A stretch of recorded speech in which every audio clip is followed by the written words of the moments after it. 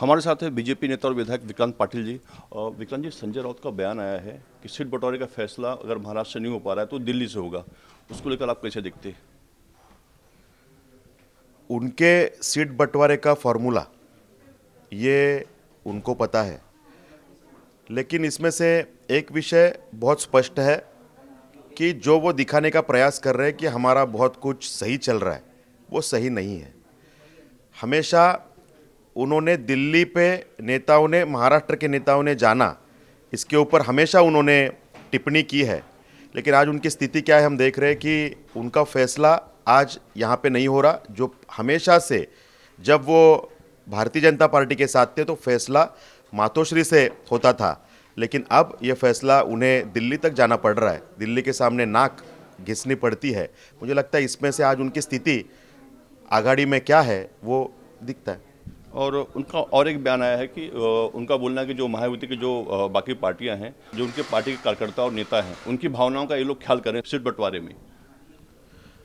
उनके कार्यकर्ताओं की भावना कभी भी आघाड़ी के लोग, उनके जो अलायंस है उसके लोग उनके कार्यकर्ताओं का ख्याल कभी भी नहीं करेंगे।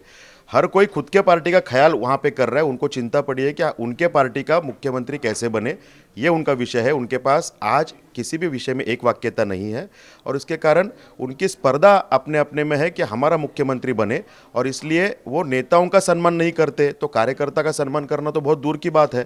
तो इसलिए आज उनके बीच में जो मैस हो चुका है, जनता ये देख रही है और उनकी जो एक भावना दिख रही है कि हमें किसी भी हालत में महाराष्ट्र में हमारा मुख्यमंत्री होना चाहिए, ऐसे कांग्रेस को लगता है, उधर उबाटा को लगता है, शरद पवार जी की टीम को लगता है। और जो एक स्पर्धा दिख रही है, इसमें महाराष्ट्र का कल्याण कहीं भी नहीं दिख रहा है। सिर्फ हमारा क्या होगा, वापस हम सरकार में कैसे आए, वापस हम भ्रष्टाचार की मालिका कैसे चलाए, वापस हम हमारे फायदे की बात कैसे करें, ये विषय उनके हर बिहेवियर में है। और इसलिए जनता बड़े स्पष्ट मन से जनता ने तय किया है कि जिन्होंने भ्रष्टाचार की मालिका इस राज्य में दी, ऐसे सब महाविकास आघाड़ी के लोग, इन्हें जनता अभी दूर करने वाली है, हमेशा उनको सरकार से दूर ही रखने वाली है। और जिस महायुति ने जनता को ताकत दी, जनता के सब अच्छाई के लिए सोचा, आज बहनों के लिए सोचा, युवाओं के लिए सोचा, किसानों के लिए सोचा, इसी के पीछे जनता आज खड़े रहने के मूड में है।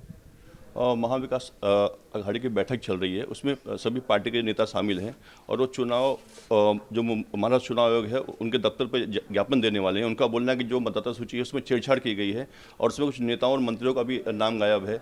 हिम्मत है तो बीजेपी आकर सामने से लड़े, उनका ऐसा आरोप है। नहीं, बीजेपी हमेशा सामने से ही लड़ती है। संजय राउत हमेशा जनता को गुमराह करने का प्रयास करते हैं, प्रशासन को गुमराह करने का प्रयास करते हैं, महाराष्ट्र को गुमराह करने का प्रयास करते हैं। सुबह उठने के बाद उनका एक ही एजेंडा है कि मैं आज नए तरीके से गुमराह कैसे करूं, और इसलिए हमेशा कुछ अच्छा हुआ तो कैसे हमने अच्छा किया ये वो बताते हैं। तभी उनको ईवीएम अच्छी लगती है, सिस्टम अच्छी लगती है। जब उनका पराजय होता है, अब दिख रहा है कि सामने पराजय उनको सामने दिख रहा है स्पष्ट रूप से, तो अब वो कह रहे हैं कि ऐसी छेड़छाड़ हुई और ये विषय। तो उनका ये पैटर्न अभी जनता को पता चल चुका है कि जब उनको पराजय दिखता है या होता है तो उनको लगता है कि अभी ये छेड़छाड़ और कैसे हम इस विषय को जनता के सामने लाए और गुमराह करें। और जब कहीं पे उनको थोड़ा सा यश मिलता है तो सब फिर ईवीएम सही होती है, सिस्टम सही होती है। ये उनका दोगलापन जनता जान चुकी है और इसलिए ऐसे विषय में उत्तर देने की ज़रूरत है, ऐसे मुझे लगता नहीं। बीजेपी की पहली सूची कब तक जारी होने की उम्मीद है? जिस प्रकार हमारे नेताओं ने कहा है, आज या कल में ये चांसेस है। सीएम के चेहरे को लेकर कुछ चर्चा हुई है, कौन होगा, क्या होगा, कुछ निर्णय ऐसा?